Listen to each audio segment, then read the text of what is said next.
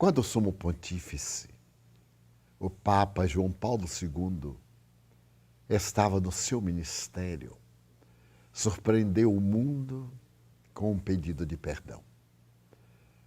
Ele solicitava perdão à sociedade pelos hediondos crimes praticados por alguns líderes da igreja nos amargos dias medievais, e mesmo antes e depois. As chagas purulentas das cruzadas, o terrível tribunal da Santa Sé e todas as outras investidas que a fé cega governava com mãos inclementes e sentimentos impiedosos. Não era a igreja, eram pessoas que momentaneamente administravam a veneranda organização. E esteve repassando momentos muito dolorosos da história da humanidade. É claro que não pediu perdão de todas aquelas calamidades. Algumas delas ficaram para posterior exame. Mas o que desejamos ressaltar é a coragem deste homem notável, que descia da posição de Papa para a de uma criatura comum, suplicando perdão de que todos necessitamos. Posteriormente, depois de ter sido vítima do crime, que por pouco não derrubou a vida, ele novamente surpreendeu o mundo, visitando a prisão Regina Coeli para perdoar àquele jovem fanático que, em plena praça de São Pedro, desejou extinguir-lhe a vida. Este exemplo do homem notável polonês, que se tornou um verdadeiro apóstolo do cristianismo católico, chama-nos a atenção para as horas que vivemos na Terra, horas de ressentimento, de individualismo, de loucura individual e coletiva. Hora em que perdemos os páramos do equilíbrio e as diretrizes da nossa segurança. Sempre me reporto a um pensador inglês que há aproximadamente 250 anos proferiu esta frase: a criatura do meu tempo, portanto daquela época, perdeu o endereço de Deus. Equivale dizer que seria o século XVIII, mais ou menos pela metade. Hoje, parafraseando esse Thomas Herd, nós diríamos que, após perder o endereço de Deus, a criatura humana perdeu-se a si mesma, porque perdeu o endereço do seu comportamento.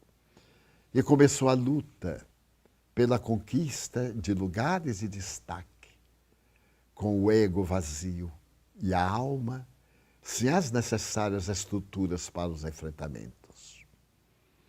Observamos a luta desenfreada pelo poder, a loucura que se estende nas paixões asselvajadas do primarismo, em que grande parcela da humanidade predomina. Notamos a sexolatria desvairada. Já não são mais necessidades biológicas, são tormentos eróticos. A fuga desesperada para a toxicomania, para o alcoolismo, para o tabagismo. E, como consequência, a violência, que é um monstro assustador e da qual todos temos receio.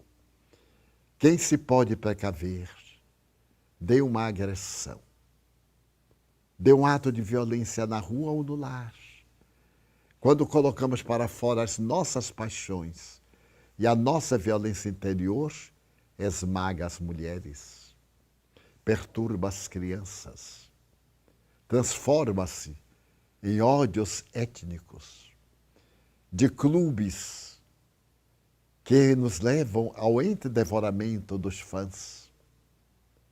E ao lado desses tormentos, nas vias públicas, em as nações, como vem ocorrendo nesses dias tumultuosos, em que o mundo estertora ante as ameaças fanáticas do denominado Estado muçulmano. Para onde segue a nossa cultura? Quando desde muito cedo inicia-se a conduta sexual desarvorada, a gravidez aos 11 anos de idade, o parto prematuro e alargando-se ainda mais o contágio terrível da AIDS, que já ultrapassa 42 milhões de pessoas infectadas, que continuam infectando. E ao lado dessas ameaças, as nossas mentes em desalinho, propiciando a grande pandemia da ebola, ainda sob relativo controle, naquela área tormentosa e sofrida da África. Mas até quando será possível retê-la nas fronteiras estreitas daqueles países que experimentam tanta miséria? E qual do país do mundo onde não existe a imundícia, o lixo, o despreparo, a vida dominada pela promiscuidade? É como se também a divindade, observando a nossa situação moral deplorável, permitisse que uma grande advertência pandêmica gritasse aos nossos ouvidos para que fizéssemos uma viagem de volta a novos parâmetros de amor. E, acima de tudo, nesses parâmetros de amor, ao perdão, que é uma das manifestações mais belas do perdão. Todavia, sempre quando falamos a respeito do perdão, as pessoas inadvertidas atribuem que o ato de perdoar é o ato de conivir, e equivocam-se. Ao perdoarmos o delito, de maneira nenhuma estamos a favor da sua execução. Abrimos porta à reparação do delituoso, porque o Pai de misericórdia não deseja a morte do pecador, mas sim o desaparecimento do pecado. Como muito bem afirmou Gandhi, em outras palavras, não desejamos a morte do indivíduo, mas desejamos a morte do desejo que ele tem de matar, o que é bastante diferente. Nós tentamos a guerra, tentamos a calúnia, o ódio, estabelecemos programas de vingança, alguns deles aperfeiçoados pela nossa tecnologia. Nós estaríamos no momento de iniciarmos a nossa terapêutica do perdão. Perdão a todas as ofensas. O Papa tentou libertar-se de algumas daquelas ofensas dos seus ancestrais.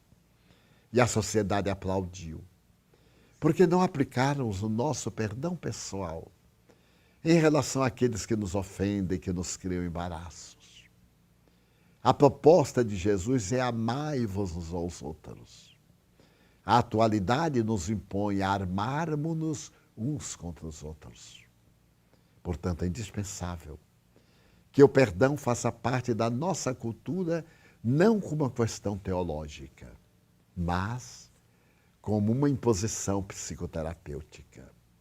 Porque aquele que perdão produz nos neurônios cerebrais ondas de fótons que aglutinam as moléculas, enquanto o sentimento do ódio e do rancor, as manifestações do primitivismo, fazem que os nossos neurônios eliminem ondas semelhantes ao elétron, que destroem as estruturas atômicas do ser que estamos. Tese apresentada por dois grandes físicos quânticos de Harvard, os doutores David Bohm e Stewart Wolf.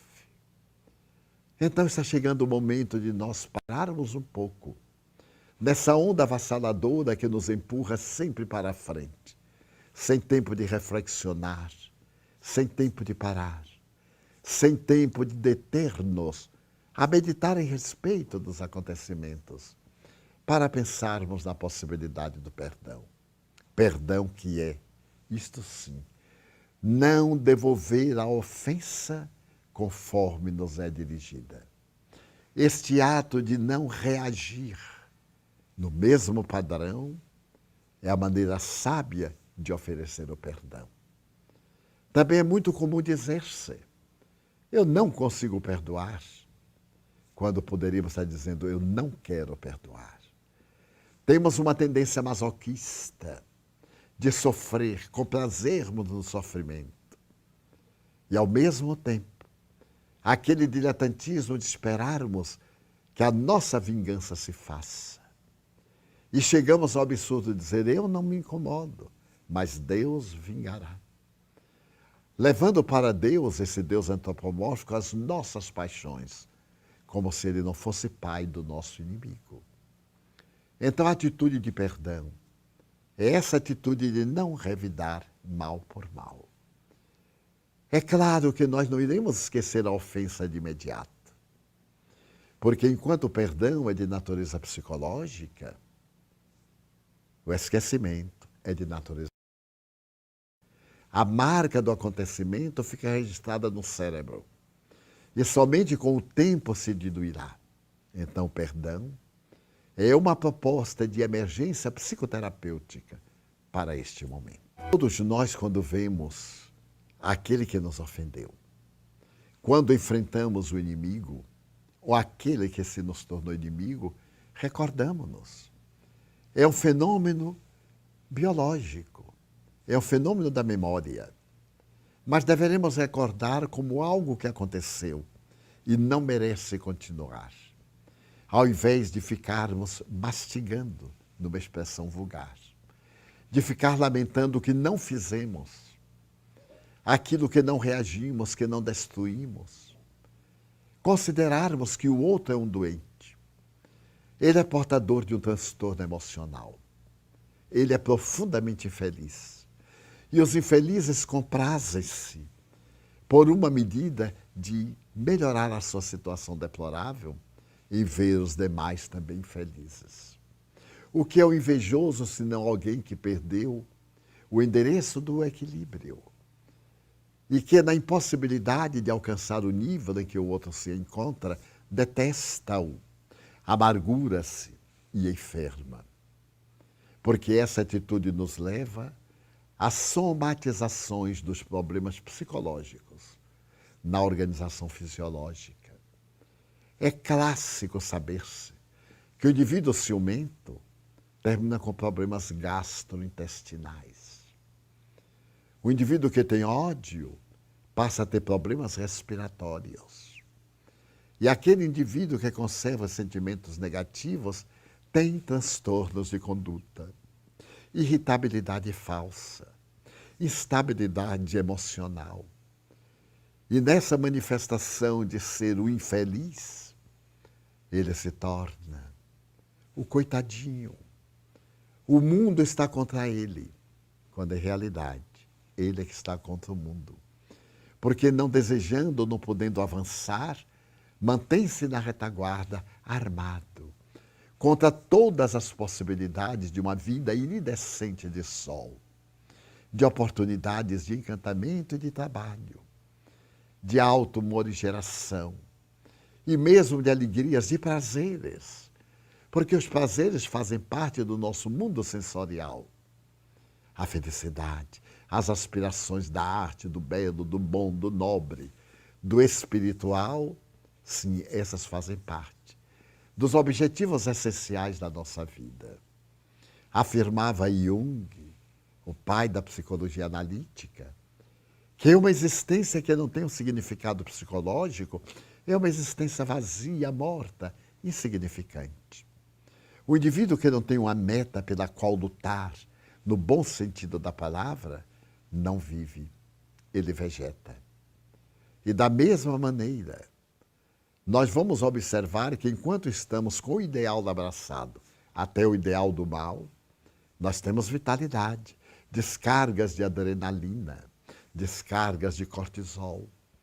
E, consequentemente, pelas sucessivas mudanças desse sentimento negativo que se volta contra todos e contra tudo, terminamos adquirindo diabetes, adquirindo outros transtornos na conduta emocional e enfermidades de difícil erradicação. O perdão, portanto, sai lentamente das páginas da teologia para as páginas da medicina preventiva, assim como para as páginas da medicina curadora. Quando nós perdoamos, um sentimento de paz toma conta de nós. Nada melhor do que podermos dizer: eu sou a vítima, ele é que é o infeliz, porque ele contrai uma dívida perante a sua e a consciência cósmica. Quando nós conseguimos receber a alegria de haver realmente perdoado e não guardar o ressentimento, é claro que temos que trabalhar isso, porque o golpe de um atentado, o gesto de uma agressão, choca-nos, produz-nos imediatamente um transtorno emocional e, consequentemente, fisiológico. Descarregamos a adrenalina na corrente sanguínea e essas descargas contínuas terminam por exaurir-nos, por desequilibrar-nos. Mas se nós sobrepusermos a razão, a lógica, o bom tom, a visão do Cristo, e dizermos que o outro é um doente, ele é mais digno de comiseração, de paixão, de desculpa, de entendimento, do que de revide e de vingança.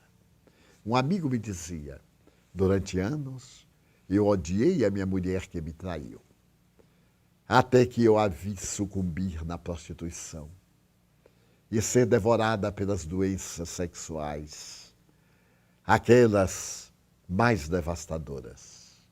Então ela morreu, pagou-me. E ele deu um sorriso. E eu lhe perguntei: e agora? Qual é a sua meta? O que você desejava aconteceu. Você também acaba de morrer com sua mulher. Porque quando nós desejamos que o mal aconteça a alguém, nós lutamos, temos um significado, a vingança. E depois dela? Nós vamos continuar a viver. E vamos encontrar um vazio existencial imenso. Já não temos em quem descarregar a nossa bilis, o nosso desconforto, a nossa inferioridade. Não está na hora agora de você mudar de país de sentimentos? Ela morreu muito bem. Será que de alguma forma você não foi culpado pelo adultério dela? Terá você cumprido com todos os seus deveres no tempo? Terá compreendido que ela era muito sensível? Ou que talvez ela fosse portadora de um distúrbio sexual, de uma doença, de um transtorno emocional? Não teria sido mais exequível que antes de você detestá-la pelo delito que ela cometeu, é claro que foi um erro muito grave, mas dar-lhe uma nova chance. Chance que você se deu. Porque aqui para nós, com todo o respeito que eu lhe tenho, você nunca adulterou? Por acaso, durante o tempo de comunhão afetiva com ela, você lhe foi fiel tanto quanto exigiu que ela fosse a você? Tá, mas eu sou homem. Eu disse: biologicamente, anatomicamente. O ser que somos é assexuado. A nossa experiência nesta ou naquela polaridade tem a finalidade de nos proporcionar o bom controle dos nossos hormônios, para atingirmos um estado de profunda identificação entre a ânima e o ânimos, entre o masculino e o feminino, como Jesus conseguiu. E como milhões de outros homens e de outras mulheres também o conseguiram. Comece agora a pensar no perdão a você mesmo, pelo crime hediondo que você praticou contra a sua mulher. Facilitar-lhe o delito e odiá-la. E vangloriar-se agora do seu desar, do seu desequilíbrio, de sua morte infamante. Ela está resgatando, mas você está contraindo o débito. Então pense bem nisso. Veja quanto você está em transtorno emocional, trêmulo, nervoso, agitado. Será que vale a pena esse estado de agitação? Então pare as águas do remorso, porque isso que você está sentindo é uma manifestação inconsciente do remorso, que nós poderemos chamar vulgarmente de culpa. Você também foi culpado pela decadência dela, porque a reprimiu, a perseguiu, a odiou. e vibrou para que ela descesse a rampa, para ter o prazer de vê-la infeliz. Recomece agora. Diante da mulher adúltera, Jesus deu-lhe uma nova chance. Não permitiu que a apedrejassem, porque todos eram portadores de culpas. Todos tinham pecados. Mas também não anuiu que ela voltasse a ter uma vida insensata. Sugeriu-lhe que não voltasse a equivocar-se. Comece agora novamente a sua estrada de autorreabilitação. Lembre-se de quanto a amou nos primórdios, de quantas alegrias ela lhe proporcionou, como também você a ela. E seja agora o autor da sua remuneração íntima, a conquista da paz. Somente haverá paz quando você mudar de estrutura do seu pensamento de rancor. Comece agora a perdoar-se. Você é jovem, tem 50 e poucos anos. Um dia que fosse, seria bastante para poder reprogramar a sua vida e para poder exercitar-se realmente na ciência e na arte da compaixão, da misericórdia, do perdão e do amor. Notei que os seus olhos nublaram-se de lágrimas. Ele tomou das minhas mãos e as suas mãos estavam frias, suarentas. Começou a chorar. E me disse: a minha grande dor é porque ela foi a única mulher a quem eu amei. Eu digo: mude a postura do verbo. A única mulher a quem você ainda ama. Hoje com a amargura, mas em realidade com o sentimento de plenitude que ela lhe proporcionou. Por ser uma alma querida que veio aos seus braços, para que você pudesse ajudar a libertar-se do velho vício, do hábito doentio, do sexo gratuito e desorientado. Comece, portanto, a história do seu perdão. Necessitamos indiscutivelmente de auto-perdoar-nos. Somos criaturas humanas em processo de libertação das heranças ancestrais para a conquista da angelitude. E nesse processo de autoiluminação predominam os hábitos doentios. Observe quanto é difícil libertar-se da mentira, a mentira branca, essa mentira quase insignificante, mas com a qual nós nos habituamos de tal forma que somos incapazes de narrar um fato com a sua legitimidade, porque a nossa imaginação exacerbada logo altera-o e coloca-o dentro da nossa forma de como gostaríamos que houvesse acontecido, mas não de como aconteceu. Então nós temos hábitos muito arraigados. O nosso processo antropológico está carregado de instinto. Esse instinto que preserva a vida, que é agressivo, que primeiro agride porque tem medo de ser agredido. É natural, portanto, que a nossa razão, a nossa lógica funcionem muito bem. Porém, com os remanescentes do instinto, do ego, que sempre tem direcionado os nossos braços. Se nós colocarmos a postura de Jesus, como reagiria Jesus diante daquele acontecimento que teve lugar em nossa vida? Nós encontraríamos uma diretriz de segurança para agir de maneira correta e da qual não nos arrependermos. Quanta coisa em determinado momento nos parece correta, porque estamos exaltados, estamos apaixonados, ou estamos profundamente magoados. E depois que passa aquela reação emocional devastadora, nós começamos a conjecturar que a nossa atitude não foi exatamente a que deveria ser. E tenho ouvido pessoas dizer: eu daria um braço para voltar àquele passado e não ter feito o que eu fiz. Então, desde que nos é impossível voltar atrás para poder apagar o que fizemos, avancemos fazendo agora todo o bem possível, que um dia colheremos sem qualquer arrependimento de nos havermos equivocado. Então, o auto-perdão é de grande significado para nós mesmos. Compreendendo que somos criaturas humanas, equivocamos-nos. As nossas emoções interferem nas nossas decisões. Examine como você reage quando está com ira e como você age quando está em paz. Quando está sob determinado tipo de emoção e quando se encontra em determinada situação de tranquilidade. Você é o mesmo, mas o seu comportamento é diferente. Ele está modificado por uma série de hormônios no seu organismo que lhe modificam completamente a estrutura do proceder.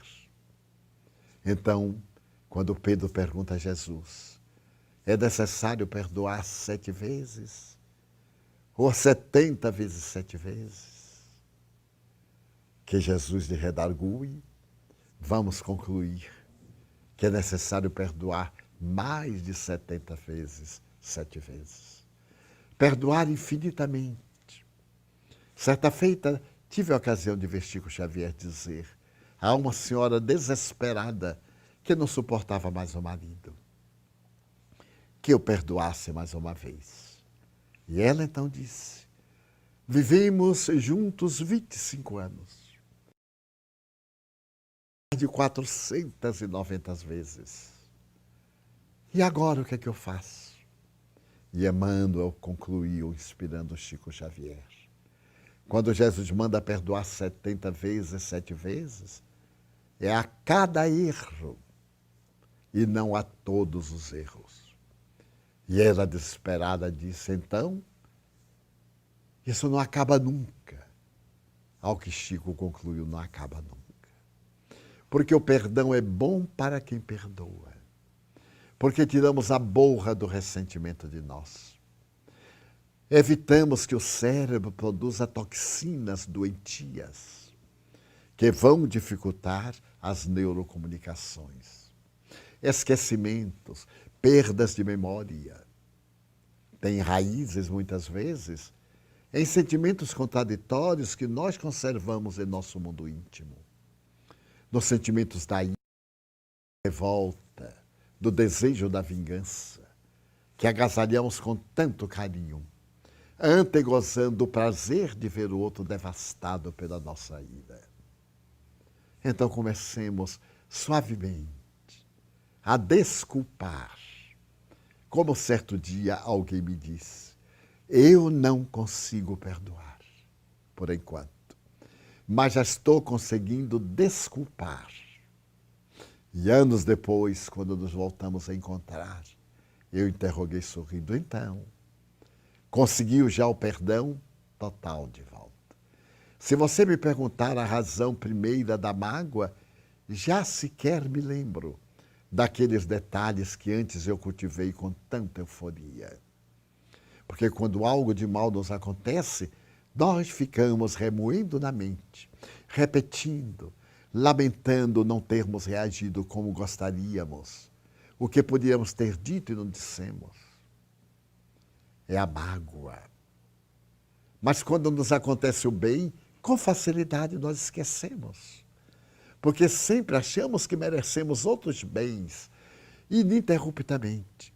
E por isso muitos de nós, quando chegamos à idade adulta, a chamada idade da razão, ou a senectude, temos mais motivos de desgosto para recordar do que motivos de alegrias para reviver. Por quê? Porque a nossa vida foi assinalada por mais desaires do que por alegrias? Não. Porque ao lado negativo demos mais valor, oferecemos mais tempo, concedemos mais oportunidade de fixação, enquanto que o bem, nós não demos o devido valor por acharmos que merecemos muito mais. É claro que nós necessitamos de muito mais amor, muito mais alegria, muito mais bênçãos, mas porque ainda não os merecemos. Os testemunhos vão aprimorando o nosso caráter. As ingratidões vão fazendo a fissão dos nossos metais íntimos. E os testes de resistência vão preparando-nos para o mérito das bênçãos que virão. Jesus nos disse que o seu é um fardo leve e o seu jugo é muito suave, porque o seu fardo é o amor e o seu jugo é a misericórdia. Se nós elegermos carregar essas duas ofertas do divino Rabi, nós então teremos uma existência tranquila, o que não quer dizer uma existência sem desafios, porque é o desafio que nos promove, é o teste que nos transfere de uma faixa, de um patamar para o outro. E naturalmente são as dores que nos ensinam a como não fazer aquela experiência cujo resultado apresenta-se-nos desagradável. Por isso a terapêutica do perdão, acompanhada do auto-perdão, é essencial neste momento. Recordemo-nos, portanto, dos nossos pais, a quem transferimos culpas porque não souberam ou não quiseram nos educar. Das mães superprotetoras, ou das mães ingratas que nos abandonaram na infância, ou do pai ébrio contumaz, profundamente infeliz e desastrado. Procuremos perdoar o filho que não nos entende, que deseja beber até as fezes a loucura do momento que passa. Demos-lhe a chance de ele amadurecer. Deixando aberta a porta da afetividade, ele vai voltar. Somos quase todos filhos pródigos. E o nosso quer viajar, como diz a parábola, para o país estranho, longe, para desperdiçar os bens que nós lhe demos, o amor, o carinho, a vigilância, a educação, as recomendações para o bem. Ele quer colocar a provas, até que a circunstância leva-o a conviver com os suínos, a alimentar-se da alfarroba, essa semente dura que nem os porcos aguentam roer. E então, nesse momento, ele se lembrará, mas eu tenho lar. Eu tenho um coração afetuoso de minha mãe que me espera. Eu tenho um pai que foi enérgico, que a essa altura deve ter me perdoado. E então ele voltará. Desta forma, não impeçamos os nossos filhos de viverem a sua vida. Não nos culpemos por não havermos contribuído para o seu êxito. A vida escreve, e todos lemos as páginas da nossa vida nos livros que nós próprios escrevemos. Perdoemo-nos, perdoemos os amigos ingratos. Um dia eles se darão conta. Outros farão com eles aquilo que eles conosco fizeram. Por isso, é de emergência, não mais de urgência. É de emergência que nós vivenciemos o perdão. Pratiquemo-lo nas pequenas coisas e conosco o alto perdão. Milhões de pessoas infectadas que continuam infectando. E ao lado dessas ameaças, as nossas mentes em desalinho, propiciando a grande pandemia da ebola, ainda sob relativo controle, naquela área tormentosa e sofrida da África.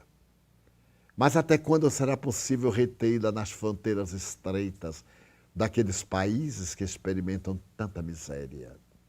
E qual do país do mundo onde não existe a imundícia, o lixo, o despreparo, a vida dominada pela promiscuidade? É como se também a divindade, observando a nossa situação moral deplorável, permitisse que uma grande advertência pandêmica gritasse aos nossos ouvidos para que fizéssemos uma viagem de volta a novos parâmetros de amor. E, acima de tudo, nesses parâmetros de amor, ao perdão, que é uma das manifestações mais belas do perdão. Todavia, sempre quando falamos a respeito do perdão, As pessoas inadvertidas atribuem que o ato de perdoar é o ato de conivir e equivocam-se. Ao perdoarmos o delito, de maneira nenhuma estamos a favor da sua execução. Abrimos porta à reparação do delituoso, porque o Pai de misericórdia não deseja a morte do pecador, mas sim o desaparecimento do pecado. Como muito bem afirmou Gandhi, em outras palavras, não desejamos a morte do indivíduo, mas desejamos a morte do desejo que ele tem de matar, o que é bastante diferente. Nós tentamos a guerra, tentamos a calúnia, o ódio, estabelecemos programas de vingança, alguns deles aperfeiçoados pela nossa tecnologia.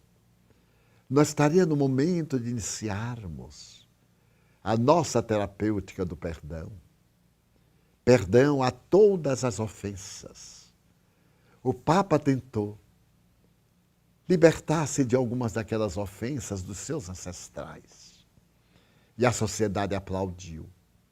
Porque não aplicamos o nosso perdão pessoal em relação àqueles que nos ofendem, que nos criam embaraços. A proposta de Jesus é amai-vos uns aos outros. A atualidade nos impõe a armarmos-nos uns contra os outros. Portanto, é indispensável que o perdão faça parte da nossa cultura, não como uma questão teológica, mas como uma imposição psicoterapêutica.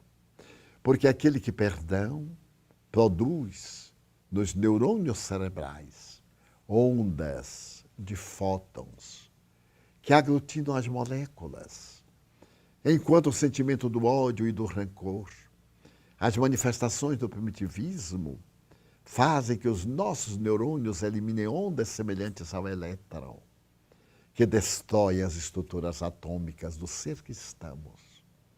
Tese apresentada por dois grandes físicos quânticos de Harvard, os doutores David Bohm e Stewart Wolf.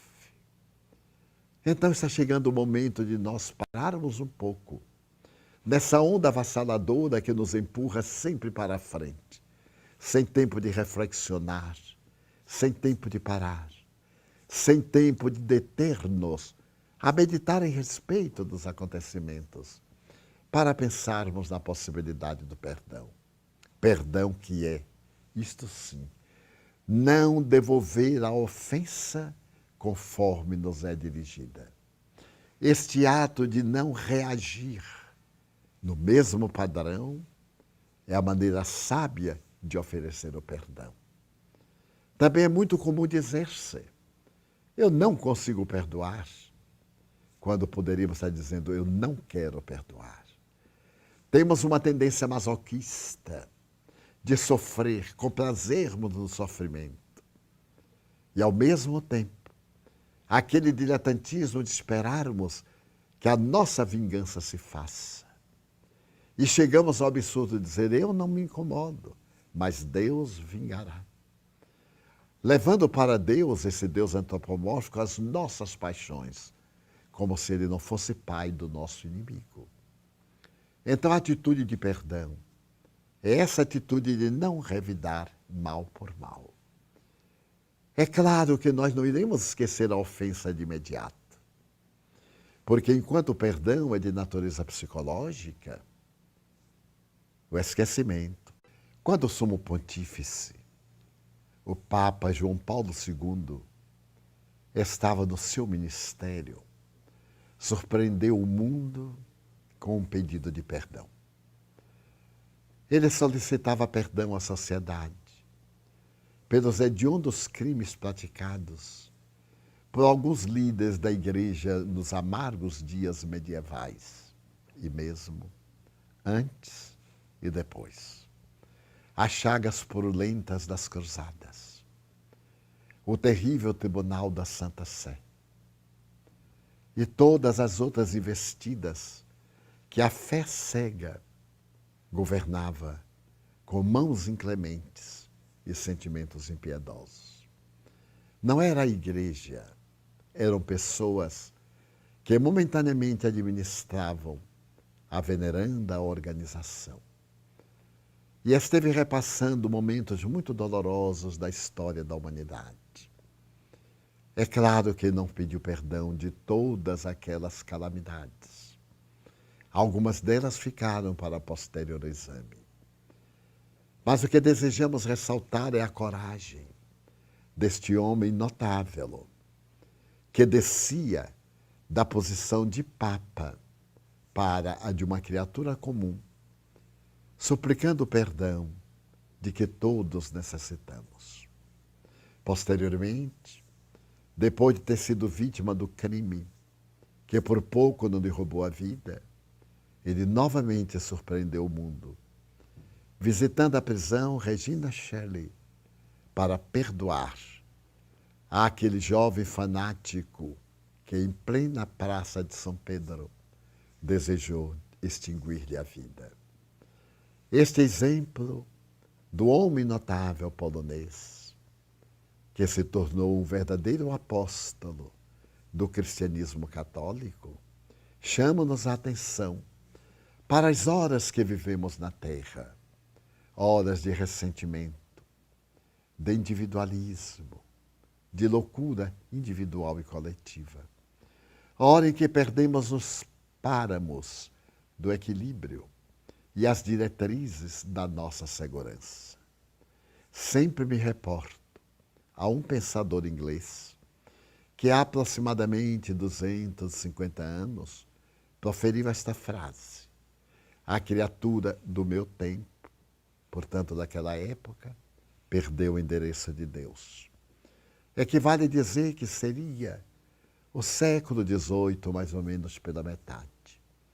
Hoje, parafraseando esse Thomas Herd, nós diríamos que, após perder o endereço de Deus, a criatura humana perdeu-se a si mesma, porque perdeu o endereço do seu comportamento.